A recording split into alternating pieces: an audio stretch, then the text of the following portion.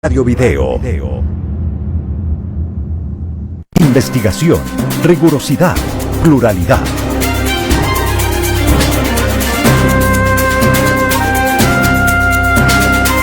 Este es el noticiario Antena 1.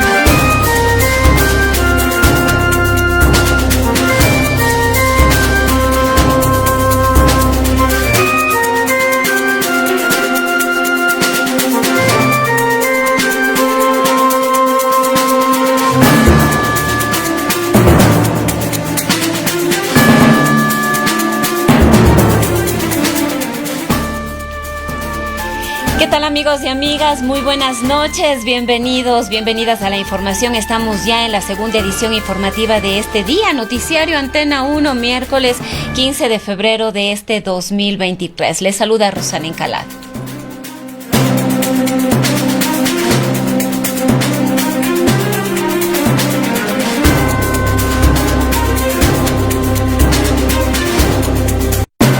Lo que usted debe conocer en titulares.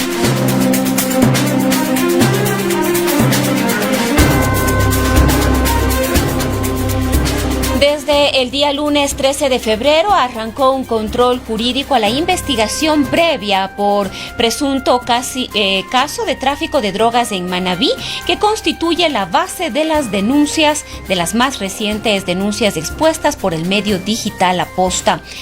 El año pasado esa indagación fue desestimada y archivada por pedido del fiscal del caso.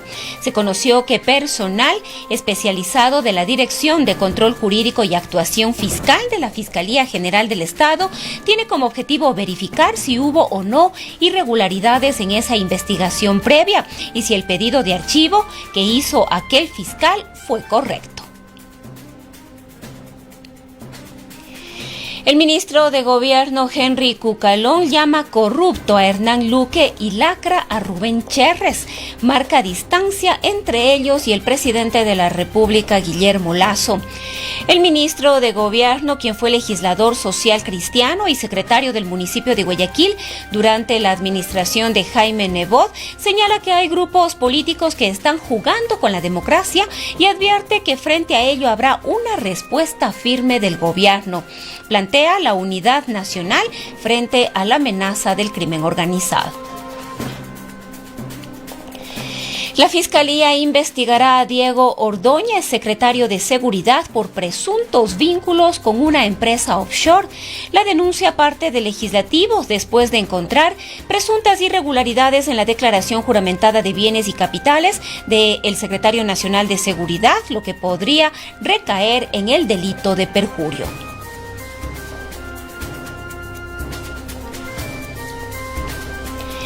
La audiencia preparatoria de juicio en el caso de María Belén Bernal se reinstaló en horas de la mañana de este 15 de febrero en la Casa de Justicia de Quito. La Fiscalía General del Estado confirmó a las 8:21 que la audiencia en contra de Germán Cáceres y el teniente de policía Alfonso C. se habría reinstalado. 22 migrantes ecuatorianos estaban en un bus que se accidentó en Panamá. La Cancillería informó que habría víctimas ecuatorianas entre los migrantes fallecidos. La cifra de muertos subió a un total de 39. En su cuenta de Twitter, la embajada indicó que están en contacto directo con las autoridades migratorias para conocer sobre el estado de salud de los compatriotas que se encontraban en este autobús accidentado.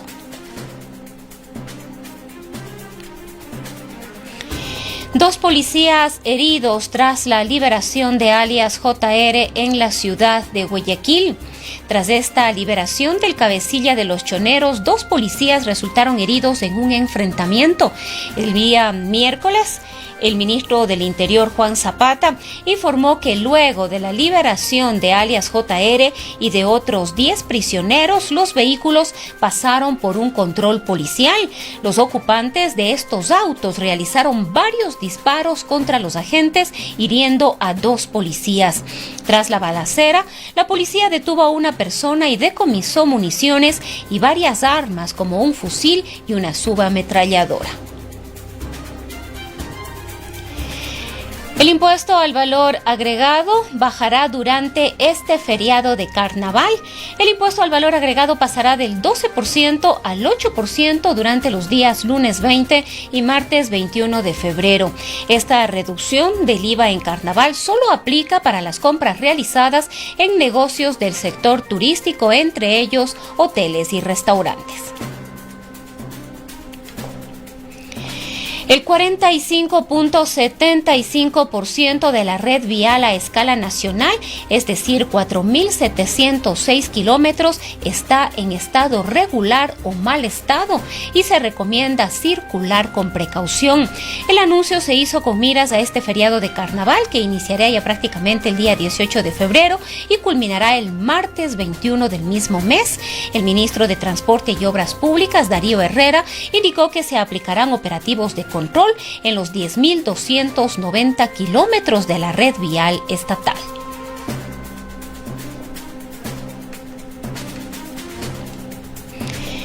(19:07). En tanto, en la información de carácter local, una presunta víctima de secuestro y extorsión aquí en la ciudad de Cuenca alerta a la ciudadanía del peligro de usar Facebook para vender objetos. La Fiscalía de la SUAY formuló cargos por extorsión contra uno de los responsables, quien fue detenido en delito flagrante. Por ahora, 24 eventos de carnaval aquí en la provincia de la SUAY cuentan ya con los permisos respectivos.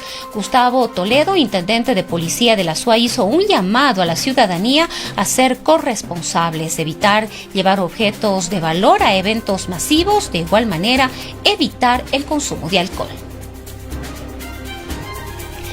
La disminución de contagios de COVID-19 es permanente. Prácticamente los triajes respiratorios se están cerrando. Lo señaló el director del Consejo Cantonal de Salud, Julio Molina, quien invitó a completar los esquemas de vacunación para combatir este virus que ahora se presenta de forma estacionaria. Federico Guzmán, concejal electo de Cuenca, apunta a presidir la Comisión de Medio Ambiente del Consejo Cantonal. Guzmán, militante del Movimiento Plurinacional Pachacutic, señaló que están abiertos a generar acuerdos con otras bancadas políticas. Son las 19:09.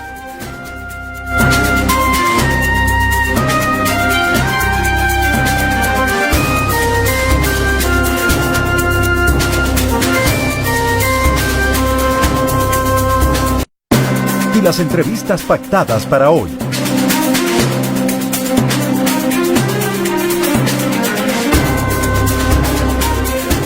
La noche de hoy dialogaremos con Eloy Alfaro, investigador social, antropólogo y documentalista. Con él estaremos hablando sobre la coyuntura política del país y de la libertad de expresión en democracia.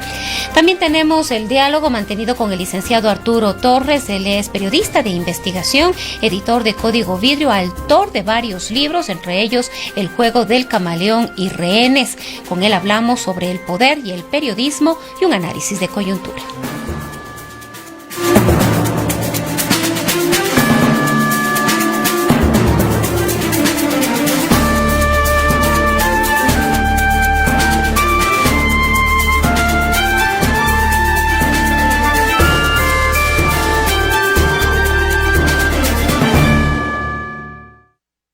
Los principales sucesos del mundo en titulares.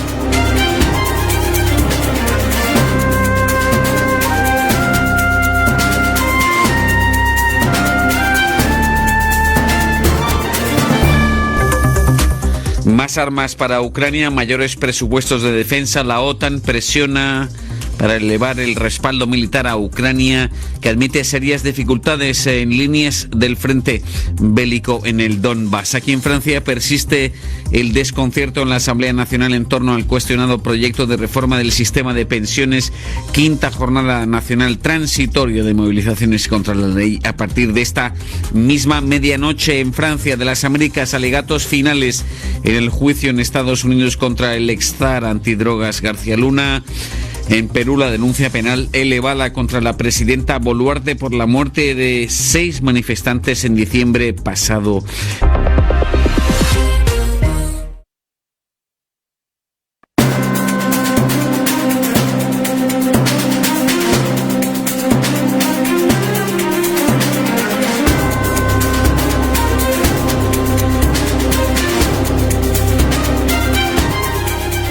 Las 19:11 ya en el detalle de la información. El lunes de esta semana arrancó un control jurídico a la investigación previa por el presunto caso de tráfico de drogas en Manabí, que constituye la base de las más recientes denuncias expuestas por el medio digital Aposta. El año pasado, esa investigación fue desestimada y archivada por pedido del fiscal del caso. Se conoció que personal especializado de la Dirección de Control Jurídico y Actuación Fiscal de la Fiscalía General tiene como objetivo verificar si hubo o no irregularidades en esa investigación previa y si el pedido de archivo que hizo aquel fiscal fue correcto.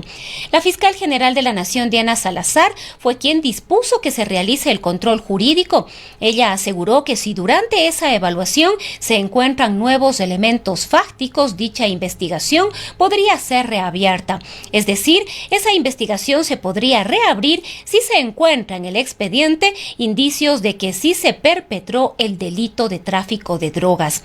El 13 de mayo de 2021, la Unidad Especializada en Delincuencia Organizada Transnacional e Internacional de la Fiscalía de Manabí abrió una investigación previa a partir de un parte policial por el presunto delito de tráfico de drogas. Luego, el 12 de enero de 2022, el fiscal de ese caso recibió un informe de la Unidad Nacional de Investigación contra el Tráfico Ilícito para Consumo Interno de Manta.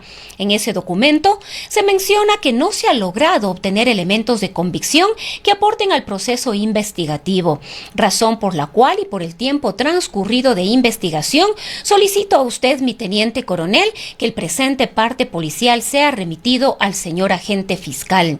Luego de leer ese informe policial, el fiscal de este caso solicitó a un juez el archivo de esta investigación de tráfico de drogas. La titular de la Fiscalía solicitó ese procedimiento luego de que un medio de comunicación digital difundiera un informe policial reservado que era parte de esa investigación previa por el delito de tráfico ilícito de drogas en Manabí. En ese documento de la Unidad de Investigación contra el Tráfico de Drogas de la Policía, emitido el 15 de enero de 2023, se establecen presuntos nexos entre la mafia albanesa y personajes allegados al actual gobierno. En el 2021, la policía recopilaba información sobre una presunta organización delictiva que hacía envíos internacionales de droga y operaba en Manabí y Guayas. Cuando los agentes realizaron el seguimiento policial e interceptaron las llamadas, se descubrió que al menos 18 personas mantenían reuniones, conversaciones telefónicas y estarían relacionadas con los negocios de un empresario albanés. En ese informe policial aparece el nombre de Danilo C., cuñado del presidente de la República, Guillermo Lasso. Según ese documento, entre abril y mayo de 2021, Danilo Carrera supuestamente tuvo conversaciones con integrantes de esa red albanesa. Danilo Carrera ha rechazado todas las acusaciones en su contra. Incluso el presidente Lasso aseguró que su cuñado es una persona a la que estima, aprecia y valora mucho. Lo conozco, dijo, por lo menos 64 años. Es un hombre honorable, intachable.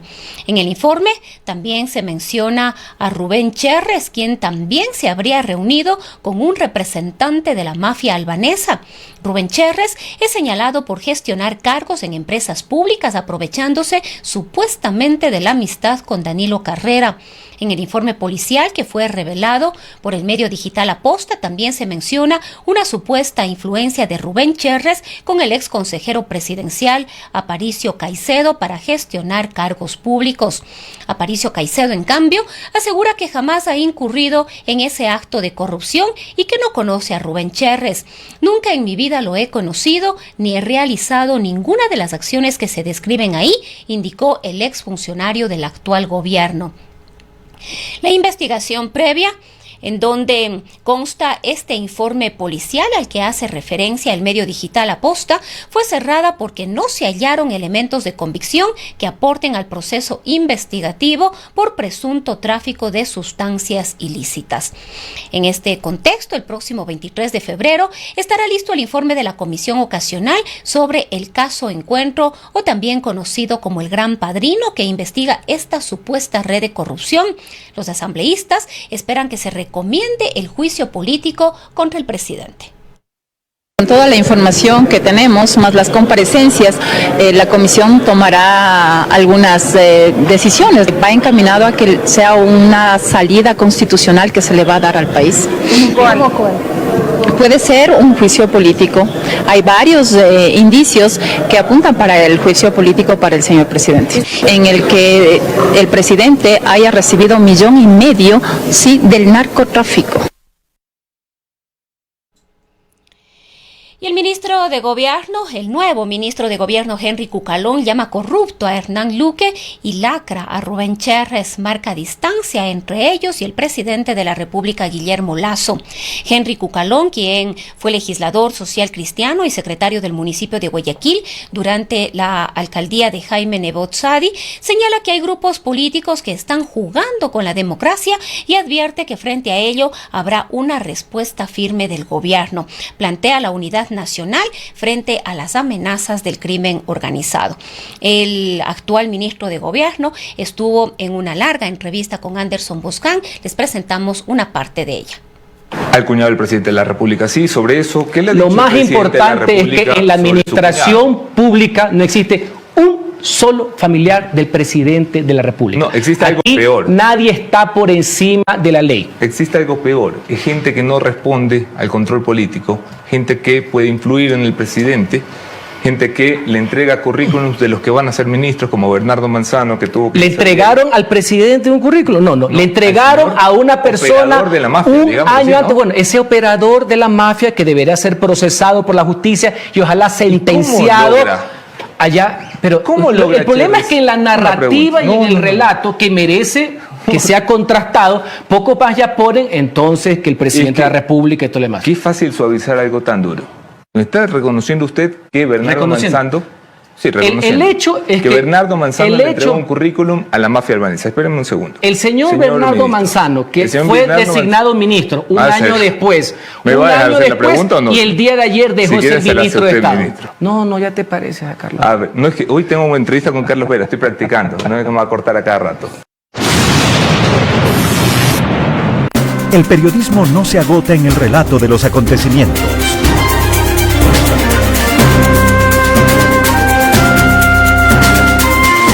Lo profundizamos en una entrevista en vivo. Y a esta hora se encuentra ya con nosotros Eloy Alfaro. Él es investigador social, antropólogo y documentalista. Eloy, muy buenas noches. Gracias por acompañarnos. Pues nos gustaría conocer cuáles son las lecturas que tiene usted respecto de esta encrucijada en la que se encuentra el presidente de la República, Guillermo Lasso, luego de estas filtraciones y denuncias expuestas a través del medio de comunicación La Posta. Se aspiraba y se exigía de alguna manera un pronunciamiento del presidente de la República, más que un pronunciamiento, en realidad explicaciones, que se transparente esta situación en la que se vería involucrado su cuñado Danilo Carrera a través de el vínculo que podría tener con Rubén Cherres, y que de una u otra manera estaría salpicando a la presidencia de la República directamente a Guillermo Lasso. Sin embargo, estas exposiciones del presidente de la República, tanto a través de las redes redes sociales como a través de estas cadenas nacionales han generado nuevas preocupaciones por la posición que ha tenido frente a la libertad de expresión y sobre todo ante la falta real de esclarecimientos. Bienvenido. ¿Qué tal? Buenas noches, gracias por el espacio. Y bueno, pues empiezo por la primera parte de la pregunta, que tiene que ver con qué sensación tengo, ¿no es cierto? Y en realidad es como una profunda desolación por el país, cómo está siendo gobernado por un equipo de neoliberales ineptos. Hay neoliberales que son que tienen capacidad, que tienen formación, ¿no es cierto? Pero nos ha tocado lo peor del neoliberalismo y lo peor de los neoliberales, que nos han llevado a esto que tenemos ahora, que ya no es siquiera un Estado fallido, ¿no? Sino es un Estado narco. Es un Estado en el que las mafias se disputan quién es el ministro siguiente y quién es el ministro que sale. Evidentemente eso también está sosteniendo, estas mafias sostienen a quienes presiden el gobierno, porque finalmente el hecho de que Guillermo Lasso tenga muy cercano en su círculo a personas vinculadas al narcotráfico da cuenta también de que él no toma medidas sobre el asunto y los mantiene porque de alguna forma le interesa que así sea. Entonces es una profunda tristeza, ¿no?, por el país, pero también una profunda alegría por este pueblo que finalmente le dijo que no a este gobierno. Nosotros vivimos el año anterior una etapa dura, muy dura en junio, cuando se dio el paro nacional y las organizaciones sociales y el pueblo en general dijo, no nos están escuchando, no nos están oyendo, vamos al paro, ¿no es cierto? Y ese paro de alguna forma se postergó con mesas de diálogo. El gobierno entre octubre y noviembre sacó unas consultas, se inventó unas preguntas mañosas, tramposas, que el pueblo no le creyó y finalmente le dijo que no, ¿no es cierto? Entonces, este paro que empezó en junio, de alguna forma se expresa también en la voluntad del pueblo de decirle no a este gobierno, porque no le creyeron, no dialogó antes, no le van a dar el voto ahora. Entonces, este gobierno de alguna forma se encuentra contra la pared, con muy pocos apoyos que le sostienen al gobierno, y ahí habría que preguntar más bien quiénes son los que le sostienen, a quiénes les interesa que el gobierno esté ahí. Y uno de los sectores que les interesa, evidentemente, son los narcogenerales. Ahí debemos mencionar que el gobierno Guillermo Lasso lo que ha hecho como forma de atacar, supuestamente de sanear y de hablar contra la corrupción en la justicia ha sido exponer a varios jueces, ¿no es cierto?, sin ningún procedimiento legal, etcétera, sino que los ha expuesto solamente. Pero debería hacer exactamente lo mismo con los generales, con los narcogenerales, tanto de la policía, del ejército, de la Fuerza Aérea, de la Marina, ¿no es cierto?, que están involucrados en el tema del narcotráfico, porque finalmente esa es una de las fuerzas con las que el gobierno no va a pelearse, porque necesita ese apoyo permanentemente. Entonces habría que preguntarse quiénes le apoyan a este gobierno. Una de esas fuerzas es, evidentemente, las Fuerzas Armadas y de la Policía, que han sido protegidas y son, de alguna forma, mimadas por este gobierno para que lo sostengan, ¿no es cierto? Habría que preguntarse las fuerzas políticas, ¿cuáles fuerzas políticas le sostienen a este gobierno? Finalmente es muy poco, incluso la izquierda democrática, no olvidemos el papel desastroso, vergonzoso, ruin que jugó en junio del año anterior, cuando la Asamblea quiso destituir por muerte cruzada al gobierno, ¿no? La izquierda democrática tenía ese rol ahí de decir, yo también quiero que el gobierno se quede, tómenme en cuenta mi voto. Eso nadie lo va a olvidar, ¿no es cierto? Ahora, pero esa misma fuerza... Hablando de muerte cruzada, ¿cuáles son las posibilidades del presidente de la República de concluir su mandato? Hemos hablado con varios analistas en estos mismos espacios y la gran mayoría coincide en que será muy difícil para Guillermo Lasso si no logra recuperar el capital político que ha perdido, si no logra recuperar de alguna manera la credibilidad, pero esto implicaría tomar decisiones determinantes respecto de lo que está ocurriendo en este momento, pero respecto también de la política que está implementando. Evidentemente el gobierno, yo creo que si quiere hacer un papel, el único buen papel que puede hacer este gobierno es renunciar, ¿no es cierto? Y irse por la puerta grande diciendo, ¿saben qué? En realidad me equivoqué, no pude, Pero renuncio. renunciar implicaría quedarnos con Alfredo Borrero como presidente de la República y Virgilio Saquicela muy probablemente como vicepresidente. Dos austriacos, ¿no? Dos personas del Austro, que me parece que es importante señalar eso también, ¿no es cierto?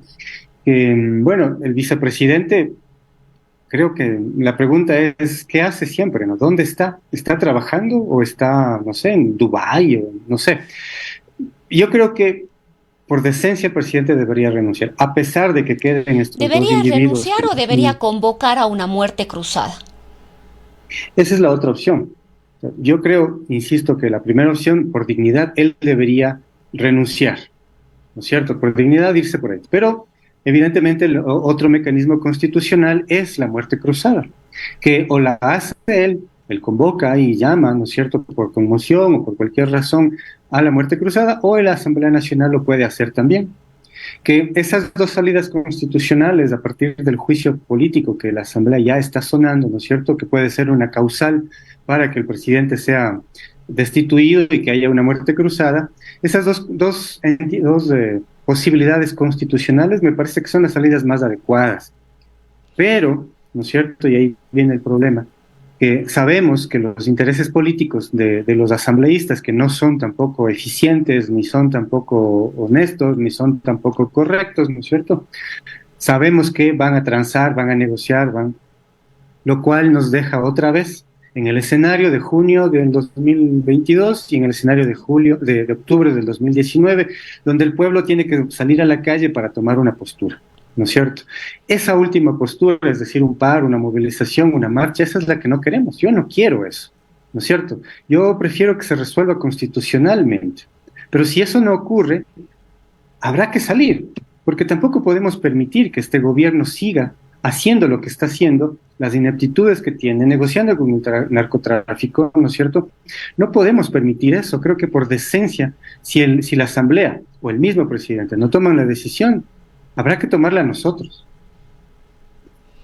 Ahora, Eloy, otro de los temas que tiene que ver con la permanencia o no del presidente de la República es esta solicitud para iniciar un proceso de revocatoria de mandato que en el Consejo Nacional Electoral, en el contencioso electoral más bien, se activó con esta apelación que fue solicitada. Pero nos preguntamos si es que de una u otra manera nada de esto llega a cristalizarse, ni el juicio político, ni la llamada a la muerte cruzada desde la Asamblea Nacional o desde el propio presidente de la República, y tampoco se logra avanzar con este proceso de revocatoria, esto terminaría fortaleciéndole al presidente.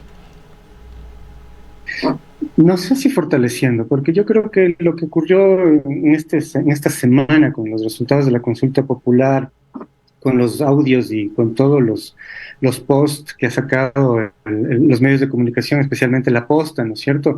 Con todo eso es difícil que el presidente recupere. Además, ¿qué puede recuperar si el presidente llegó a ser presidente con un 35% de la votación general? Es decir, que el 66 o 67% de la población no votó por él, ¿no es cierto? Empezando por ese dato. Entonces, ¿qué puede recuperar? Aunque recuperar el 20, el 10, el 30%, no va a tener la credibilidad de la ciudadanía en general, ¿no es cierto? Pero el golpe que le dio la ciudadanía con votar no en su consulta ya es una señal que el gobierno debería considerar y que debería plantearse. Ahora, con los audios de La Posta, ¿no es cierto?, difícilmente puede resolverse eso haciendo cadenas nacionales, salvándole al cuñadito, ¿no es cierto?, que es el gran cuñado, es finalmente quien ha sabido manejar el gobierno. O sea, quien toma las decisiones en el gobierno ha sido el cuñado y no el presidente, ¿no? Y eso es lamentable, porque nosotros, aparentemente la ciudadanía votó por un banquero, por un una persona que iba a tomar ciertas decisiones, pero no ha sido él.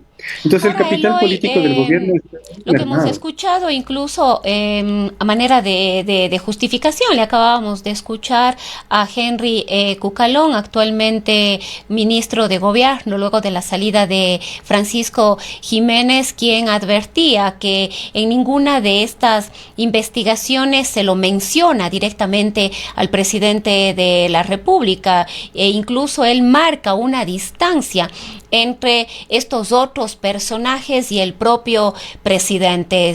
Ha advertido además que las investigaciones deberán continuar, se han mostrado abiertos a colaborar con estas investigaciones, pero aclarando e insistiendo que el presidente de la República no ha sido mencionado en ninguno de estos procesos, en ninguna de estas investigaciones.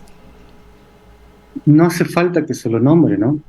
Porque el hecho de que personas que no son el presidente decidan quién es ministro, personas que ni siquiera tienen nada que ver con el gobierno, como estos empresarios de papel, ¿no es cierto? Todos neoliberales, ¿no es cierto? Todos estos empresarios de papel, todos ellos deciden quién se negocian, transan, ponen costo a los ministerios, ¿no es cierto? A los puestos, y finalmente ellos deciden.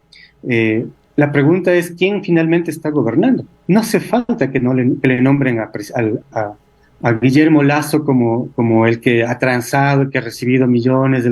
No hace falta que le mencionen.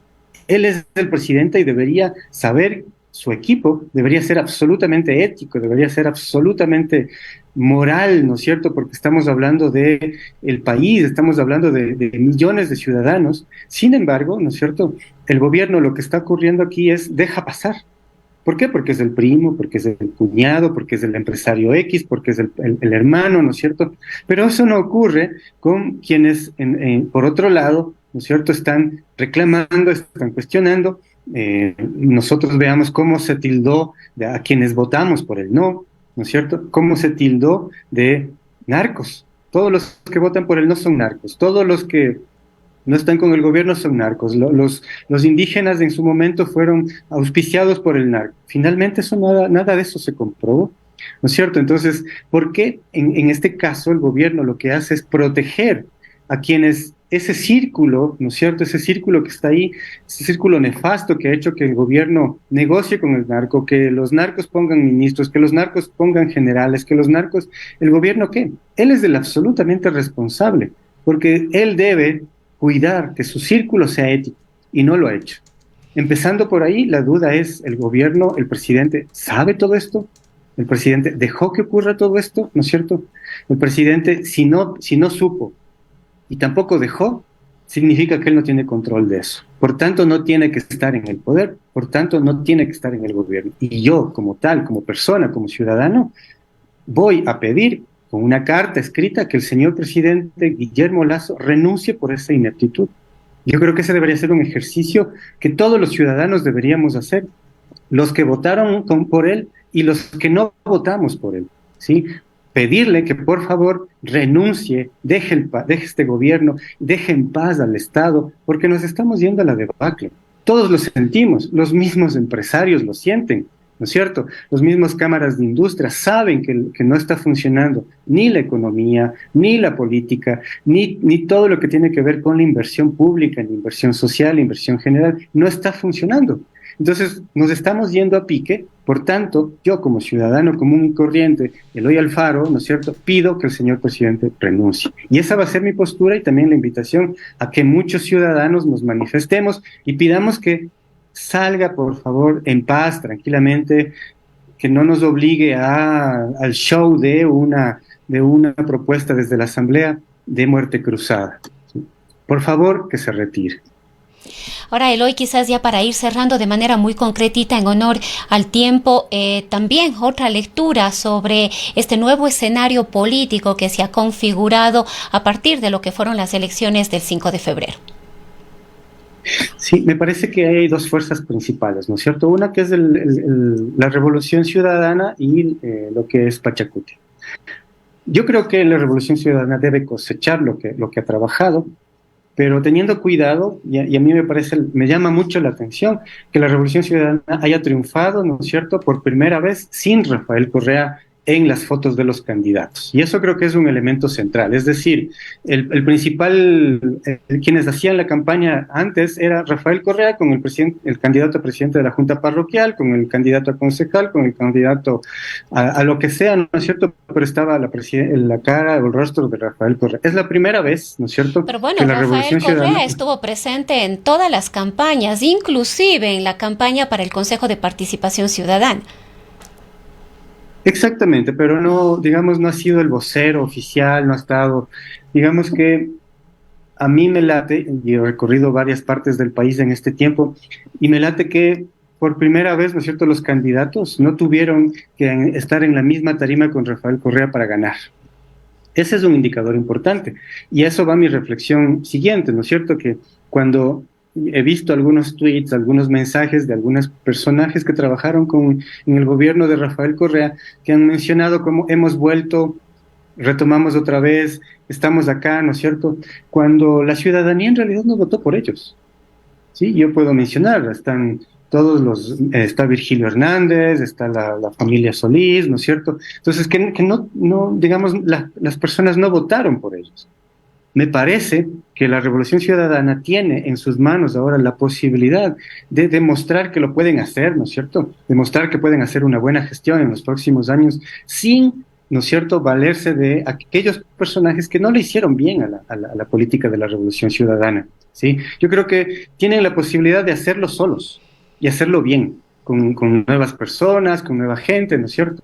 Entonces eso como una línea que me parece importante mencionar. Lo otro que tiene que ver con el movimiento indígena, ¿no es cierto? Es una fuerza, la segunda fuerza política nacional, la una de centro izquierda y la otra más de izquierda, el movimiento indígena, ¿no es cierto? Creo que le han dado una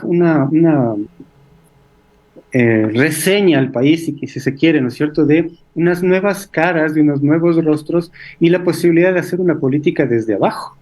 ¿Y por qué digo eso? Porque más allá de que la Revolución Ciudadana haya derrotado en Guayaquil al socialcristianismo, ¿no es cierto?, que siempre ha estado presente en unos sectores de alta aristocracia, ¿no es cierto?, sino que también yo veo que acá en Cuenca, ¿no es cierto?, en el Austro, quienes han venido ganando las últimas elecciones no han sido, pues, los nombres de aquellos personajes históricos de las calles de Cuenca, ¿no es cierto?, sino han sido personajes que han tenido votaciones, primera, segunda, tercera votación, tercer puesto en las elecciones, de apellidos de gente que no tiene nombres aristocráticos. Y eso es un indicador muy importante que da cuenta, ¿no es cierto?, de que la política está cambiando, ¿no es cierto?, de que esos niveles de control que tenían antes las aristocracias han sido derrotadas por otras formas, porque aquellas aristocracias con su control permanente, con su permanencia en el poder y siempre turnándose entre parientes, primos, amigos, hermanos, ¿no es cierto?, en el poder, finalmente se está agotando. Bueno. Ya llevamos 3 años, tres periodos seguidos en los que los alcaldes ya no vienen de esa línea aristocrática, y que en Quito tampoco vienen de esa línea aristocrática, y ahora en Guayaquil tampoco. Eso es un indicador muy importante que creo que hay que considerar, porque se agotó esa forma de control político y de autoridad política ancestral, que mantenía el poder, que mantenía el control, ¿no es cierto?, y finalmente se agotó. A mí me parece saludable desde esa lectura que esto ocurre. Gracias, Eloy. Muchísimas gracias, Eloy. Perdón la interrupción, pero tengo ya que irme a una pausa comercial. Ha sido Eloy Alfaro, investigador social. Son las 19. Antena 1 Radio Video. Omnitron te ofrece tecnología con su abrepuertas de garage, automáticos e inteligentes, con sus porteros y videoporteros. Sabrás quién llama a tu puerta. Tecnología al más alto nivel. Omnitron te protege. Tengo muchos sueños, y si estoy en este mundo es para sentirme vivo. Podría hacerlo solo, sí, pero prefiero que me acompañes. Porque las aventuras compartidas son mejores. Porque unidos podemos vencer cualquier desafío. Porque unidos cumplimos sueños. Porque unidos es más seguro. Seguros Unidos. Qué hermoso es ver a los niños en la cocina, compartir sabores, crear una receta, conocer la gran variedad de productos que existen. Industria de Alimentos La Europea está presente en esos recuerdos que durarán toda la vida. Cocinar es una manera de revivir momentos y permanecer en el corazón de quienes amamos. La Europea, generaciones de sabiduría. Oh, la Europea.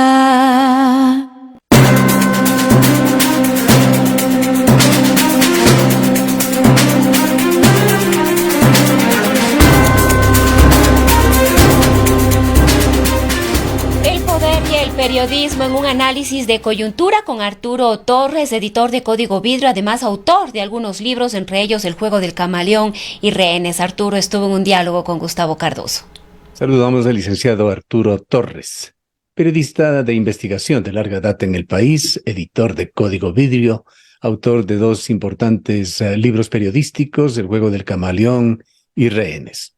Arturo, quisiera en esta entrevista dialogar sobre lo que está pasando en el país, una situación extremadamente preocupante, aunque el gobierno, y lo hace incluso en cadena nacional, sostiene que lo que se está publicando son injurias y que se está llegando a una situación de libertinaje, en este caso del portal La Posta. Ha habido una cadena de personas que han salido del país, han renunciado, y esto llega incluso a ministros de Estado, como sucedió con el ministro de Agricultura. Quisiéramos conocer tu diagnóstico sobre la delicada situación por la que está atravesando el gobierno. Bueno, creo que el gobierno se ha abierto un sinnúmero de frentes y lo que caracteriza esta crisis es que básicamente ya no tiene mucho oxígeno de gobernabilidad en función de que se nota que el presidente cada vez está más solo. Todos los intentos que ha hecho de llamar a un acuerdo han sido rechazados por los actores políticos. Entonces me parece que la estrategia está mal orientada, mal enfocada, en lugar de, creo yo, de dedicarse a lo que la gente necesita, de alguna forma, que es que le atiendan sus necesidades más cercanas, que vemos que hay un problema con los servicios básicos, con toda la cuestión de los problemas de salud, no hay medicamentos, hay necesidades inmediatas, y generalmente ese es un tema de fondo, creo yo, para entender por qué hay una inconformidad, un malestar, una desazón, una gran incertidumbre, porque el gobierno no está respondiendo en función de las necesidades de lo que la gente quiere, y eso, más allá de que todavía falta establecer el tema de los resultados de la consulta popular, ¿no es cierto?, si hubo o no el denunciado fraude, ya el mismo gobierno salió a aceptar esos resultados. Entonces eso da la medida de que evidentemente la gente votó en la consulta como una actitud de rechazo a lo que estaba viendo del gobierno, más allá de que las preguntas sean o no importantes o sean o no relevantes. Ese creo que es un buen termómetro para entender lo que está pasando. Entonces es un gobierno débil, que se abre muchos frentes, que no tiene ya mucho oxígeno para gobernar, que ha ido cambiando su gabinete, y sin embargo estas soluciones son como muy coyunturales y no le van a ayudar, ni le van a ayudar sobre todo a enrumbar, ¿no es cierto?, esta estrategia para saber qué es lo que busca con este refrescamiento. No se ha dicho claramente, y en medio de esto surge este último escándalo, ¿no es cierto?, alrededor de la relación que tuvo su cuñado con el señor Cherres, que se fue del país, y con un personaje albanés con el cual tenían negocios empresariales, y eso también creo que hay que ubicar las cosas. Me parece que el mismo gobierno se ha encargado de sobredimensionar la reacción y ahora buscar, creo que es esa salida con tantos calificativos, dedicar tanto tiempo a un medio de comunicación, más allá de que los procedimientos han sido también cuestionados del medio por cómo utilizó una información que está en indagación previa. Creo que el mismo gobierno se ha encargado de agrandar esta crisis, ¿no? Sí, en O sea, todo con caso todos los viene desaciertos. esto siendo parte de una larga cadena de errores de comunicación del gobierno. La presencia del presidente en la noche de este martes en una cadena nacional nos ha recordado más bien a las épocas del correísmo. Sí, o sea, me parece que la salida, a ver, cuando sale esta publicación, esta última publicación el lunes, sobre este documento de la policía sobre una indagación que ya se cerró, o sea, era muy fácil explicarla. O sea, la comunicación es mejor mientras más sencilla y más directa y más corta es. Creo que cuando abundan en demasiados calificativos, se dan mucho las vueltas y se proclaman, ahí se diluye el mensaje. Entonces vemos que el problema, no sé si sea la comunicación o el mismo presidente. O sea, creo que esto empieza y termina en el presidente, en la forma en que él comunica. Y básicamente, aquí, en este tema, Gustavo, la indagación se cerró. La pelota estaba en la cancha de la fiscalía y de los jueces. No se encontró ningún elemento, ¿no es cierto?, ni indicio de un delito, y por lo tanto se cerró la indagación. Eso es todo. Entonces, después de esto, vemos la reacción del gobierno, que tenía que básicamente decir, bueno, desde mi punto de vista, ¿no? O sea, el Ejecutivo aquí no tiene nada que hacer. La Fiscalía ha cumplido su labor y cerró la investigación porque no tuvo nada que ver. Y luego empezar a golpear y a denostar a los periodistas que trabajaron en esa denuncia con una filtración de una indagación previa, ya me parece que es muy exagerado, y por eso es que ahora también yo no sé o sea, cómo se va a corregir el tema que menciona la comunicación. Tampoco la gestión es buena, entonces a veces no se tiene que comunicar. Se dice además y reiteradamente de quienes reconocen a Lazo, incluso de colaboradores y ex colaboradores, que el presidente no escucha. Sí, yo creo que el presidente ha tomado una deriva en la cual él se convierte en el que decide y puede tener los mejores asesores y el mejor equipo. Por eso es que este cambio de ministros, yo no sé cuánto vaya a cambiar si el presidente no cambia. O sea, él mismo tiene que hacer una autoevaluación, ser mucho más rígido con él para entender dónde empieza y termina el problema. Porque hemos visto que los errores pasan y evidentemente las crisis que se han generado, muchas de ellas responden a actuaciones directas del presidente de la República, que por omisión, primero, por ejemplo, se dan alertas de ciertos personajes que están y que le pueden causar problemas luego, y no se escuchan las alertas, porque yo conozco estas alertas de lo que estaba pasando y de estos intentos de hacer negocios al margen de la ley, aprovecharse de la contratación pública y todo esto, ya se venían dando las alertas. No olvidemos lo que pasó con Ítalo Cedeño en Petroecuador y luego con el ministro. Entonces, ha sido una cadena de caída tras caída, de tropezones permanentes y sin encontrar como un norte que le permita, sobre todo al país, enfrentar de una manera mucho más calmada y sosegada el problema de la inseguridad, de la economía, de la salud. O sea, en este momento ese es el gran problema, que estamos metidos en una sistemática crisis que desgasta al gobierno, pero le hace daño a todo el país. Ahora, entrando un poco en materia de aquellos libros en los cuales tú has analizado acciones delincuenciales, acciones del narcotráfico, ¿qué tan delicado es hablar de estas coyunturas enredadas con la mafia albanesa, que por un lado hablan de un operador que opera con las mafias, aparentemente, por lo menos se ha demostrado con documentos de que es consocio de un ciudadano albanés sospechoso o identificado como parte de estas mafias, y por otra parte era amigo íntimo del cuñado del presidente y aparentemente operaba también en el gobierno, incluso sugiriendo nombres de ministros. Sí, creo que primero no tenemos la suficiente información. Yo creo que cuando apuntamos a ver un proceso así necesitamos tener muchos más elementos para entender el fenómeno albanés, llamado mafia albanesa, que yo no creo que es mafia, creo que es un cartel, y es un cartel de los Balcanes. porque son varios actores, encabezados, eso sí, por los albaneses, porque tienen ciudadanos de Montenegro, tienen ciudadanos de Grecia, de Holanda, de España, de Bélgica, que se articulan en estas operaciones, que dirigen albaneses también. Entonces, como ha faltado información, han faltado datos durante la última década, Gustavo, no se tuvo información ni se les siguió a estos ciudadanos que entraron, y eso es importante recalcar, que empezaron a ingresar con facilidad después del 2009, cuando se aprobó la ciudadanía universal en la Constitución de Montecristi. Ellos encontraron en Ecuador un sitio ideal como puerto para empezar a hacer operaciones en toda Latinoamérica.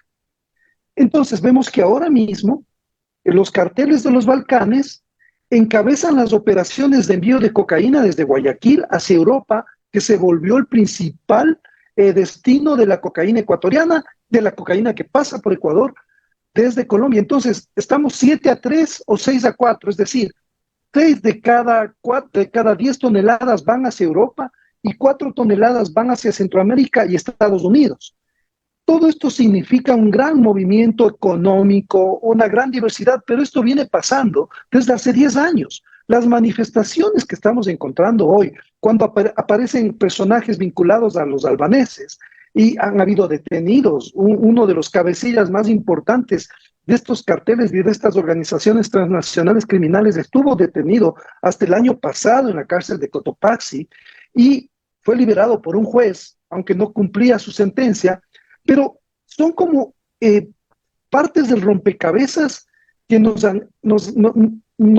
ayudan a entender que hay una complejidad mucho más grande y una organización que está muy bien enraizada, porque en general los operadores son los que aparecen, pero las cabezas nunca aparecen, son invisibles, porque los que están haciendo una operación de narcotráfico no se exponen, ellos no son los que llevan la droga, ellos son los que cuajan los negocios, los que se alían con otros carteles, con otras bandas, en fin, es muy complejo el fenómeno. Por eso es que, Gustavo, creo que todavía tenemos una fotografía incompleta y por eso es importante periodísticamente tener como una idea del proceso para ver cómo fueron estas organizaciones, apuntar a las organizaciones, no quedarnos en los personajes, porque los personajes son descartables, o sea, son reemplazables, pero cuando vemos la organización, podemos entender el modelo económico, cómo lavan dinero, cómo han hecho empresas de fachada para enviar con materias primas la cocaína hacia Bélgica, hacia Holanda, hacia España,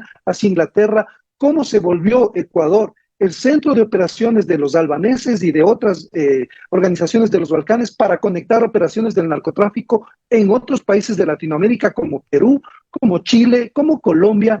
O sea, esto es mucho más complejo de lo que nos imaginamos y creo que eso es clave, levantar información para saber exactamente cuál es el nivel de penetración de estas organizaciones criminales y sus principales actores. Y este litigio que el presidente se ha encargado de polarizarlo entre este medio digital, la Posta y el poder, el gobierno ecuatoriano, ¿qué consideraciones merece? Sabiendo que los medios de comunicación lo que tienen que hacer es eso, investigar, divulgar, pero no son jueces en estas situaciones. Sí, o sea, creo que, Gustavo, hay por un lado el tema de que es hay una sobrereacción del gobierno, pero evidentemente también se ha visto que por el otro lado tenemos una operación sistemática sostenida desde la Asamblea para tumbar al gobierno, para desestabilizarlo. O sea, la meta es que se caiga el gobierno y eso también es un elemento que hay que tomar en cuenta, en el cual hay este sinnúmero, empiezan a caer en cascada un sinnúmero de denuncias. Ingresan allí otros actores. Que se articulan. Y básicamente, a mí particularmente me parece que los periodistas no estamos para presentar denuncias en los organismos de control. O sea, nosotros lo que tenemos que hacer es publicar lo que tengamos que publicar y las autoridades se encargarán de hacer la investigación si cabe. Si no cabe, pues no hay problema. Pero los periodistas no estamos, Gustavo, para hacer circo. O sea, ese no es nuestro papel.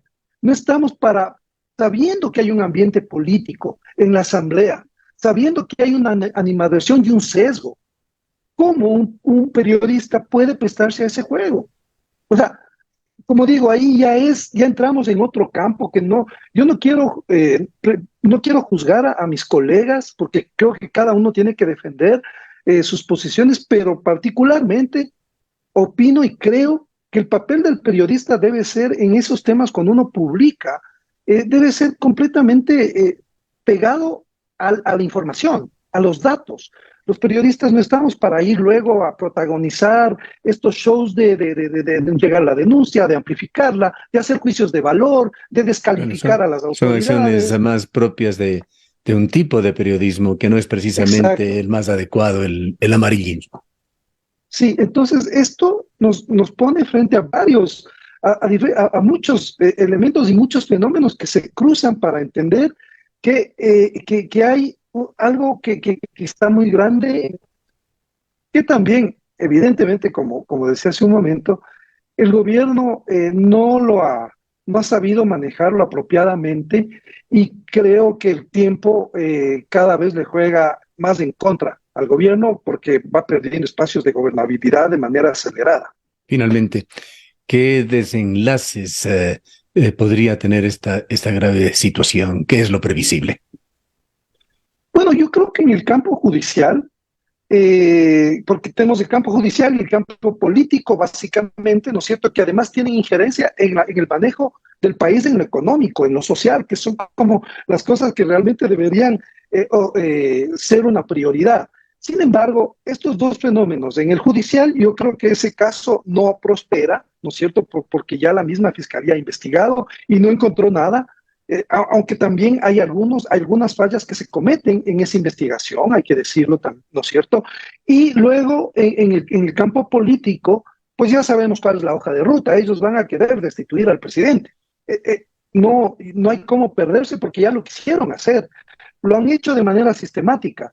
Y lo que se busca es el retorno de Rafael Correa, que se organice una nueva estructura y que luego se le perdonen los juicios. Ese es el fin.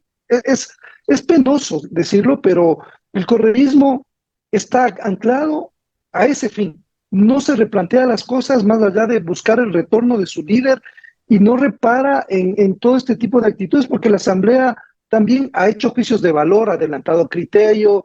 Entonces ya sabemos que no va a ser un juicio justo, va a ser un juicio politizado y sesgado. Ese creo que es el panorama, y ahí, si es que viene la destitución, pues bueno, se habla de que el presidente tiene el arma de la muerte cruzada, lo que nos pone en un escenario en este momento de gran incertidumbre y gran zozobra. Es difícil saber cómo pueden desencadenarse los hechos, pero los escenarios sin duda son preocupantes e inciertos realmente, y claro, agravan el tema de cómo nos perciben hacia afuera. A nivel internacional empezó a caer el riesgo país, en fin, hay unas repercusiones. Sí, la situación en suma hace mucho daño al país. Sí. Gracias, Arturo, por habernos acompañado. Gracias, Gustavo. Un excelente día. Declaraciones del licenciado Arturo Torres, editor de Código Vidrio, autor de importantes libros periodísticos en el país. Muchísimas gracias por esa entrevista. Y en otro orden de la información, una presunta víctima de secuestro y extorsión aquí en nuestra ciudad alerta a los ciudadanos del peligro de usar Facebook para vender objetos. Javier Alarcón, presunta víctima de secuestro y extorsión, junto a su abogado Daniel Buri, relatan lo que le tocó vivir a Javier tras intentar vender un vehículo por Facebook. Estaba publicando un vehículo Nissan Murano a la venta. Me escribieron para citarme para revisar el vehículo. Entonces, procedieron a llegar a mi domicilio, en el cual sacamos el vehículo, nos dirigimos a la vuelta, unas 2 cuadras. El chico me dijo, paremos para yo manejar y irnos al mecánico. Me estacioné, cambiamos de posiciones, de puestos, y 2 cuadras más abajo, en el Parque Interandino, paró bruscamente para que se suba otra persona con un arma de fuego, la cual procedieron a hacerme parar me hicieron pasar a la parte posterior del vehículo a la fuerza, y de ahí llevarme por el sector de las Choras de Piedra, el Redondel, sí, así se llama. Más abajo, unas 2 cuadras, y al momento que llegamos Me hicieron bajar del vehículo, entramos a un domicilio, hizo firmar 2 papeles de contratos de venta de vehículo en blanco, me hizo poner la huella digital. Después de eso, con la muchacha que llegó, le dio las llaves de mi vehículo y le dijo que se fuera del lugar. A los 20 minutos transcurrieron más o menos, me hizo subir ya en una camioneta propiedad de él para irme a dejar ahí mismo donde me recogieron en el Parque Interandino. Y de ahí tomaron otro camino ya ellos y me dejaron a mí rompiéndome el chip del celular. En el transcurso de lo que me iban a dejar, me iban diciendo que tenía que darle un cheque de $5,000, lo cual yo le dije que en la tarde podía entregarle porque no tenía dinero. En el transcurso de eso yo ya hice la denuncia entre eso de la 1 de la tarde, o no, 2 de la tarde que llegué a la casa, y hice la denuncia llamando al 911. Entonces coordinamos con los agentes y nos encontramos en la clínica Santa Inés, y yo les dije que ahí le iba a entregar el cheque. Y ahí fue donde le aprendimos al ciudadano que me sacó de mi domicilio manejando el vehículo y todo eso. Las acciones que se tomaron el día de los hechos, luego de que se verificó el cometimiento del ilícito, uno de los participantes dentro de este injusto penal fue detenido en delito flagrante. Fue puesto a órdenes de las autoridades competentes y una vez iniciada la audiencia de calificación de flagrancia se ha logrado demostrar su participación y su responsabilidad y se le ha formulado cargos por el delito de extorsión tipificado y sancionado en el artículo 185 con las circunstancias verificadas en el numeral 3 del tipo penal. A esto también se le deben verificar las agravantes del artículo 47 del mismo cuerpo normativo. Sobre este ciudadano pesan otras denuncias por el delito de estafa, extorsión e intimidación. Aparte de la persona que actualmente se encuentra procesada y con medidas sustitutivas, se encuentra también investigándose a 2 personas más que participaron en el ilícito, uno como autor intelectual y material del mismo y otro en la calidad de cómplice. Y es por ello que se tiene que verificar una pena de 5 a 7 años, más los agravantes que prevé el artículo 47 del Código Orgánico Integral Penal. Estaríamos hablando de una pena privativa de 9 años, 4 meses para los participantes dentro de un justo penal. La invitación a la ciudadanía sería tomar precaución. Recordemos que el modus operandi de estas personas fue contactar a los vendedores mediante la red Facebook para poder tomar contacto con ellos. Una vez que toman contacto con ellos, luego de verificar la existencia del vehículo, proceden a despojarlos con el uso de violencia. En el caso del señor Alarcón, ha sido secuestrado, ha sido amenazado de muerte con un arma de fuego y posterior a ello ha sido despojado de su vehículo de manera fraudulenta. Se le ha hecho firmar un contrato y no obstante de eso también se le ha obligado a entregar un cheque por la cantidad de $5,000. Este es el reporte de Jorge Isaac Peña para el noticiario de Antena 1. Y con estas advertencias para tener cuidado de la exposición que tenemos en redes sociales, vamos llegando al final de este informativo. Nos despedimos, les esperamos mañana a las 7 en punto. Investigación, rigurosidad, pluralidad.